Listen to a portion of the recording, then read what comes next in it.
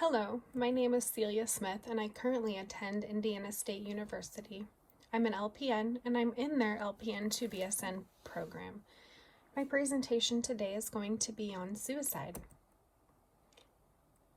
I would like you to take a brief moment to complete the pretest in the information or bio section of this YouTube video, or you can simply type the link in below. Please take a moment. What is suicide? Suicide is death that results from injuries one causes to themselves. A suicide attempt is when someone causes harm to themselves with the intent to end their life, but they do not successfully die as a result of their own actions.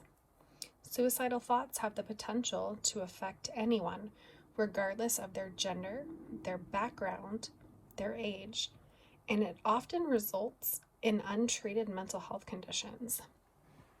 Suicide is a large and rapidly growing public health problem in the United States today. What are some warning signs of suicide? Increased alcohol and drug use, aggressive behavior, anything out of the normal, really. Dramatic mood swings, going from high to low, back to high, back to low. Impulsive or reckless behavior. Giving away expensive or very cherished items are all warning signs of suicide. Risk factors of suicide include having a family history, substance abuse, intoxication. Nearly 1 in 3 people who die from suicide are under the influence at their time of death. Having access to firearms increases your risk. Having a serious or chronic medical condition or illness. Your gender affects your risk for suicide. Although women are more likely to attempt suicide, men are 4 times more likely to die of suicide. Having a history or trauma of abuse. Prolonged stress. A recent loss or a tragedy that's occurred in your life. What are common myths about suicide? According to NAMI, which is the National Alliance for Mental Health, these are 5 common myths. Suicide only affects individuals with a mental health condition. That's false. Actually, many individuals with mental illness are not affected by suicidal thoughts, and not all people who attempt or die by suicide have a mental illness. The next one is once an individual is suicidal, he or she will always remain suicidal. Actually, studies have shown that 54% of individuals who have died by suicide did not have a diagnosis of a mental health disorder, and suicidal ideation is often short-term and very situation-specific to that person. Most suicides happen suddenly without warning. This is false. Warning signs, verbally and behaviorally, precede most suicides. Therefore, it's important to learn and understand the warning signs associated. People who die by suicide are selfish and take the easy way out. This is false. Typically, people who die of suicide do not want to, but they do so because they want to end their suffering.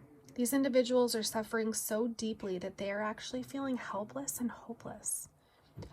Talking about suicide will lead to and encourage suicide.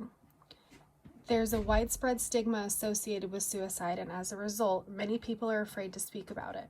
Talking about suicide not only reduces the stigma, but also allows individuals to seek help, rethink their opinions, and share their stories with others.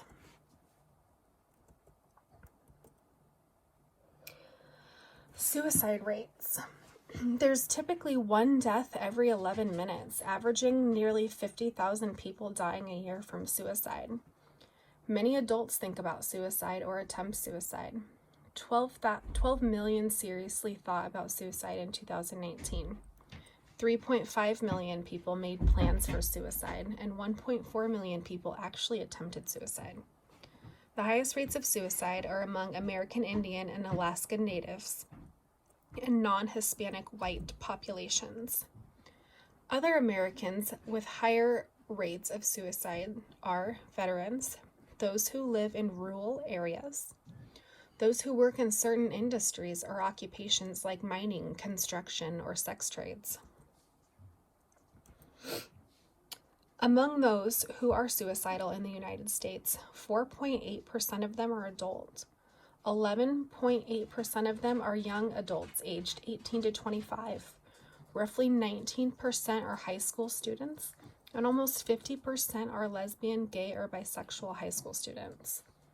Young individuals who are lesbian, gay, or bisexual have 4 times higher rate of suicidal ideation and behavior compared to those peers who identify as being straight. Transgender adults are nearly 12 times more likely to attempt suicide than the general population they're surrounded by. Suicide is also the leading cause of death for people held in local jails. 78% of all individuals who die from suicide are male. Although men are 4 times more likely to die from suicide, more women attempt suicide than men. Suicide is also the 10th leading cause of death overall in the United States of America, and is the 2nd leading cause of death in those individuals aged 10 through 34. Since 1999, the overall suicide rate has increased by more than 35% in the United States. Of those who die from suicide, 46% have a mental health issue or disorder. 90% of those individuals diagnosed with a mental health disorder are experiencing current symptoms. Suicide prevention strategies are strengthening your economic support, strengthening access and delivery to suicide care, creating protective environments, promoting connectiveness, teaching coping and problem-solving skills, identifying and supporting people who are at risk, lessening harms and prevent future risk. If you or a loved one is in an emergency, please call 911. If you're in crisis or experiencing suicidal ideations, call the National Suicide Hotline at 1-800-273-8255. And if you're uncomfortable speaking on the phone to somebody about your current situation or you don't feel safe to, you can always text the National Alliance for Mental Illness at 741-741 to be connected to a trained crisis counselor on their crisis text line for free. The entire month of September is actually dedicated to suicide prevention awareness. This is a time to raise awareness on one of the most stigmatized topics, and it's often taboo in most cultures. The Suicide Prevention Lifeline at 1-800-273-8255 is a free 24-hour day, 7-day-a-week confidential line for people in distress. It's also for those loved ones who have questions or medical professionals who have questions about best practice. They do not discriminate on race, gender preference, or your preferred orientation. Being prepared for a crisis is always important. Having local crisis line numbers, knowing history or drug use of your loved one, knowing their triggers and things that have helped in the past, having a list of friends who are local and would be helpful in time of crisis. And lastly, determining if the police in the community have any crisis intervention training. These are all very good things to be prepared for.